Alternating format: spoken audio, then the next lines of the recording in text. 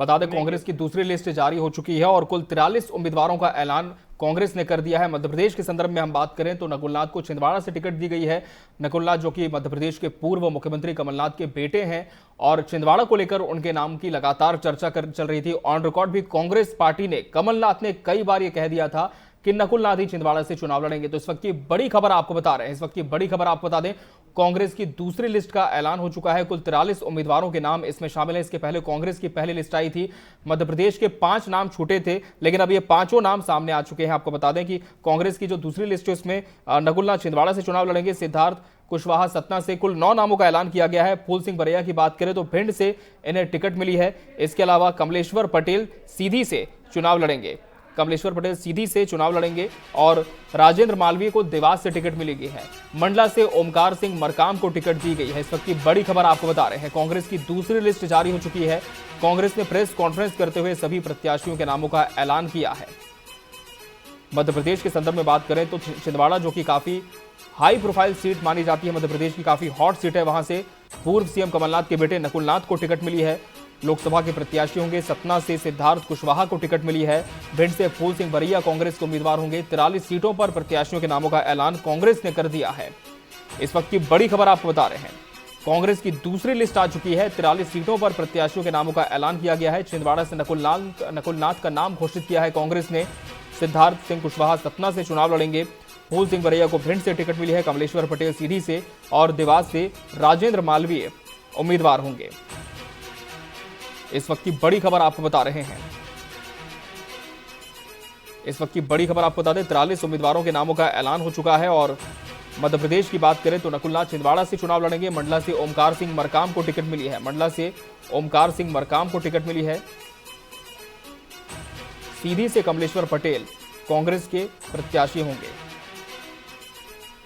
कमलेश्वर पटेल सीधी से कांग्रेस के प्रत्याशी होंगे। राजेंद्र मालवीय देवास से होंगे। भिंड से फूल सिंह बरैया को चुनाव लड़ा रही है कांग्रेस। मंडला से ओंकार मरकाम कांग्रेस के टिकट पर चुनाव लड़ेंगे।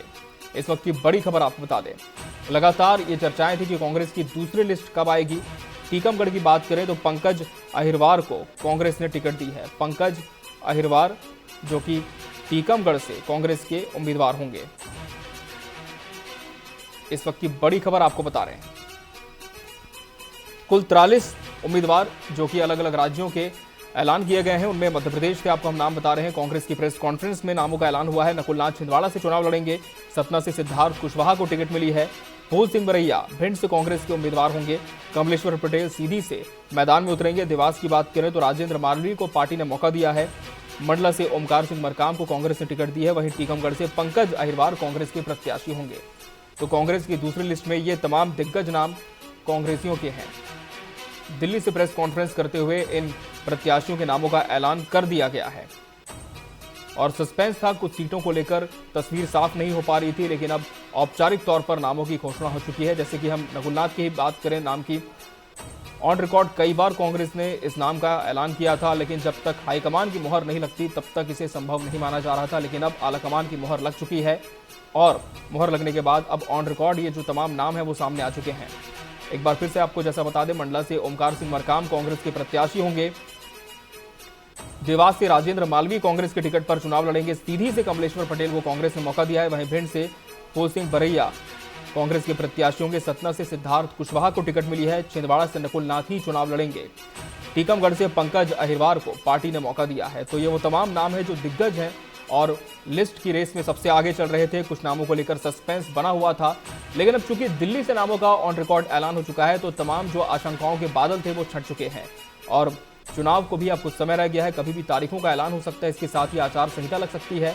बीजेपी की बात करें तो बीजेपी ने भी पहले ही अपनी सीटों पर कुछ प्रत्याशियों का ऐलान कर दिया था। कांग्रेस को लेकर लगातार ये बात कही जा रही थी कि क्या कांग्रेस पशुपेश की स्थिति में है, क्या अभी तक मंत्रणा नहीं हो पाई है, पूरी जो नाम है क्या वो दिल्ली से फाइनल नहीं हो पाए हैं। तो ये तमाम सवालों के जो जवाब है आज इस लिस्ट के साथ सामने आ चुके हैं। कांग्रेस ने अपनी जो दूसरी लिस्ट जारी की है इसमें कुल 43 उम्मीदवारों के नाम हैं और इस समय हमारे साथ टीवी 24 के MP political editor Atul Vinod Pathak ji जुड़ चुके हैं। अतुल जी, बहुत बहुत स्वागत है आपका टीवी 24 पर। अतुल जी, जैसा कि लगातार हम भी चर्चा कर रहे थे टीवी 24 पर कि कांग्रेस की दूसरी लिस्ट कब आएगी और जब आएगी तो इसमें कौन कौन से नाम शामिल होंगे। कुछ दिग्गजों को लेकर जो सस्पेंस था वो अब खत्म हो चुका है। कितने उम्मीदवारों का ऐलान मध्य प्रदेश के संदर्भ में कांग्रेस ने किया है और कौन कौन से अहम नाम इसमें आप देख पा रहे हैं? जी अतुल जी। देखिए, दूसरी लिस्ट में 43 नाम सामने आए हैं और मध्य प्रदेश में सबसे बड़ा नाम है नकुल नाथ का, यानी कमलनाथ मध्य प्रदेश से चुनाव नहीं लड़ रहे हैं। भिंड से फूल सिंह बरैया का नाम यहाँ पर सामने आया है। सीधी सी बात है कि मध्य प्रदेश में कांग्रेस ने एक बड़ा दांव चला है। पुराने नेताओं का, घाघ नेताओं को सामने लाने की कांग्रेस की कोशिश है और ये स्पष्ट तौर पर यहाँ पर कांग्रेस की रणनीति में नजर आती है। तो हम एक एक करके नाम देखेंगे कि दूसरी सूची में सतना से मध्य प्रदेश से सिद्धार्थ कुशवाहा का नाम है। सीधी से कमलेश्वर पटेल के बारे में मैं आपको बता दूं कि कमलेश्वर पटेल मध्य प्रदेश कांग्रेस के पुराने नेता हैं, इंद्रजीत पटेल के बेटे हैं, पूर्व मंत्री के, और खुद भी मंत्री रह चुके हैं कमलनाथ सरकार में।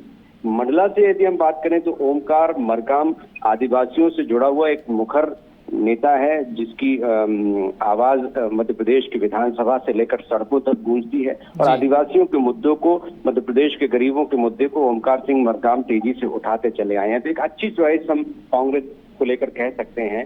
इसके अलावा भिंड से फूल सिंह बरैया की हम बात करें, एक समय में फूल सिंह बरैया बहुजन समाज पार्टी के प्रदेश अध्यक्ष के तौर पर एक बड़े नेता के तौर पर उभरे थे, लेकिन मायावती से उनकी नहीं पटी और वो बसपा से बाहर हो गए। इसके बाद वो कांग्रेस में शामिल हुए, विधायक बने और अब फिर से उन्हें लोकसभा का टिकट दिया गया है, यानी कुछ विधायकों को टिकट यहाँ पर दिया है। टीकमगढ़ से पंकज अहिरवार एक नया नाम है, देवास से राजेंद्र मालवीय नया नाम, सतना से सिद्धार्थ कुशवाहा नया नाम है। लेकिन बाकी जिन नामों की हम यहाँ पर चर्चा कर रहे हैं वो सभी नाम पुराने हैं।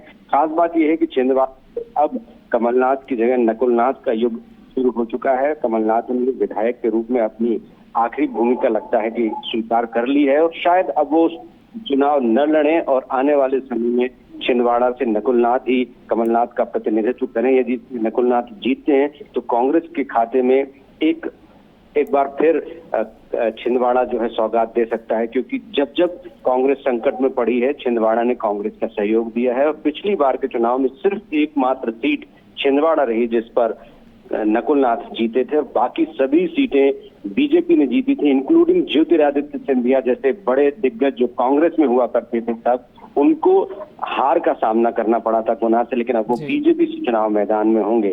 तो शायद अब मध्य प्रदेश में कांग्रेस और बीजेपी के बीच में स्थिति स्पष्ट होती जा रही है और कुछ बड़े नेताओं को उतारकर इतना तो साफ कर दिया है कांग्रेस ने कि मध्य प्रदेश में बीजेपी के लिए चुनावी मुकाबला इतना आसान नहीं होने वाला, क्योंकि दिग्गज नेता चुनाव मैदान में होंगे जिनका अपना एक जनाधार है। तो बीजेपी को इस तरह से वॉक ओवर नहीं देने की रणनीति यहाँ पर साफ नजर आती है।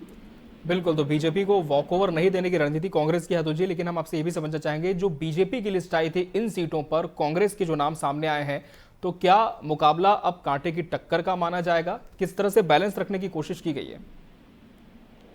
देखिए, इन सीटों की हम बात करें तो जिन सीटों पर कांग्रेस ने नामों का ऐलान किया है उनमें से ज्यादातर पर बीजेपी ने अभी तक अपने चेहरे साफ नहीं किए हैं। तो अभी मुकाबला किस तरह का होगा ये बीजेपी की लिस्ट के बाद तय होगा। अभी कांग्रेस ने मुश्किल से मैं आपको बता दूं 7 से 8 नाम तय किए हैं कांग्रेस से। तो अभी स्थिति स्पष्ट होने में थोड़ा समय लगेगा। बीजेपी की लिस्ट भी 1-2 दिन में सामने आ सकती है। कांग्रेस की जहां तक बात है, कांग्रेस ने अभी शुरुआती कदम उठाया है। अभी 20 से 23 सीटें ऐसी हैं जिन पर कांग्रेस के नाम सामने आने हैं। जहां पर भी कांग्रेस बड़े नेताओं को उतारना चाहती थी उनमें से कई बड़े नेता जो है वो मैदान छोड़ चुके हैं। आज ही गोविंद सिंह ने नरोत्तम मिश्रा से मुलाकात की। नेता प्रतिपक्ष रहे हैं कांग्रेस के दिग्गज नेता, लेकिन चुनाव न लड़ने का कह चुके हैं। सागर से अरुणोदय चौबे को कांग्रेस उतारना चाहती थी, लेकिन बीजेपी ज्वाइन कर चुके हैं। तो ऐसे कई नेता हैं जो चुनाव मैदान से हटना चाहते हैं, दूर भागना चाहते हैं, जिनको कांग्रेस उतारना चाहती थी। लेकिन कुछ नेताओं ने जरूर हिम्मत दिखाई है और उनके नाम आज की लिस्ट में सामने आते दिखाई दे रहे हैं। जी बिल्कुल, अतुल जी बहुत धन्यवाद आपका हमसे इस खबर पर जुड़ने के लिए। तो ये थे हमारे MP political editor Atul Vinod Pathak ji, जो जानकारी दे रहे थे कि कुछ सीटों पर ही फिलहाल कांग्रेस ने अपनी स्थिति स्पष्ट की है। फिलहाल देखना होगा कि आने वाले समय में जब और सीटों पर कांग्रेस की तस्वीर साफ होती है और बीजेपी की भी जो लिस्ट में कुछ नाम रह गए हैं उनमें किस तरह का मुकाबला फिर देखने को मिलता है।